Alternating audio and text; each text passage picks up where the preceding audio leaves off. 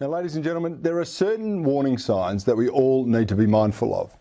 You know, it's like when someone appears in your life and says, "I'm from the government and I'm here to help you." Well, another warning sign is any organisation with the term world in their name. So let's start with a couple, perhaps the World Health Organization to kick it off.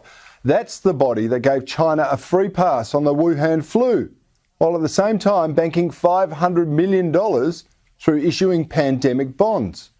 That's right, the World Health Organization was scheduled to repay investors around $500 million in early 2020, unless, of course, a pandemic was declared. The investors lost all their money, but that became the World Health Organization's gain. Then, of course, there's the World Food Programme. It too is part of the United Nations, and it actually won the Nobel Peace Prize in 2020. Now, all that sounds pretty impressive, until you remember that Barack Obama won it in 2008, just for having the right skin colour. And despite spending $8 billion every year on hunger and strengthening resilience against climate change, there are still 850 million undernourished people in the world and around 780 million obese people. Clearly, we need more food socialism. Then we also have the World Meteorological Organization.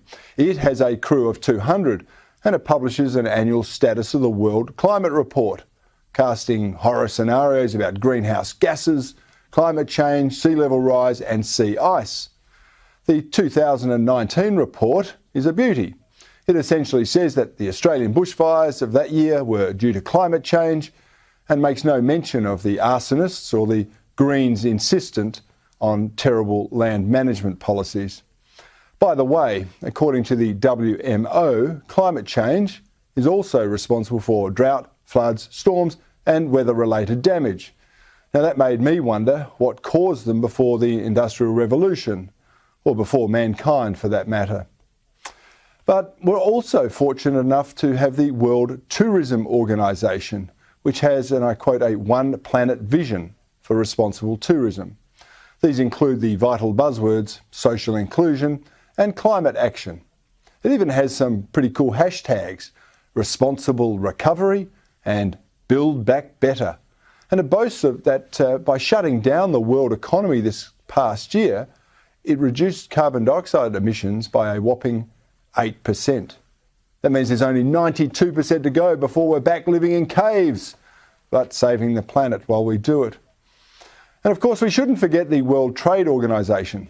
With lofty goals espousing free trade, its real mission seems not to be holding China to the same integrity requirements as the rest of the world when it comes to intellectual property protection, trade tariffs and barriers, etc. Thank goodness it has the goal to reduce inequality, which is socialist speak for taking from the productive and giving to the non-productive. Someone needs to tell them about history. It shows it never works. But for those unable to sustain the rigour of the real world, there is always a refuge in the World Vegetable Centre. That's right, a World Vegetable Centre. This esteemed body devoted 20 years to researching the sweet potato before giving it away because the costs of doing that research were too high.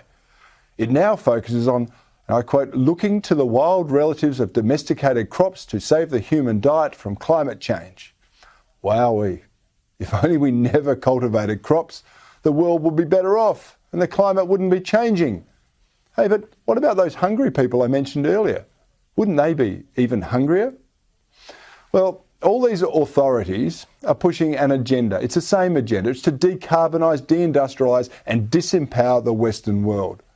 They are part of a concerted plan to redesign capitalism in a new image. That image, of course, is socialism. And it's spearheaded by the granddaddy organisation of them all, the World Economic Forum. The WEF is the architect of the Great Reset and the Fourth Industrial Revolution. They coined the Build Back Better hashtag that is actually proving so popular with big government elites right across the globe. And they even predict that by 2030, you'll own nothing and you'll be happy. They call this servitisation, which is a term and an agenda that looks a lot like servitude to me. The WEF claim that this servitization, will help save the planet and assist the post-COVID-19 recovery. There's a couple of those buzz phrases again. However, servitization begs the question, if you don't actually own anything, who will own what you're renting?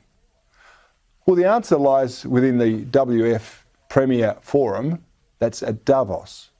Davos is the gathering of global elites, including big business CEOs, industry chiefs, government leaders, bureaucrats, and multi-billionaires with political agendas. Under the WEF vision, the Davos attendees will own what you'll be renting. And trust me on this, it's not going to be a philanthropic enterprise.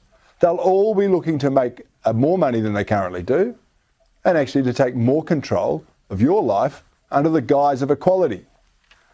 By reducing you to a mere user rather than an owner, the world does actually become more equal, because it will concentrate power, authority and money in the hands of a tiny few, while the rest of us become mere economic vassals for these oligarchs.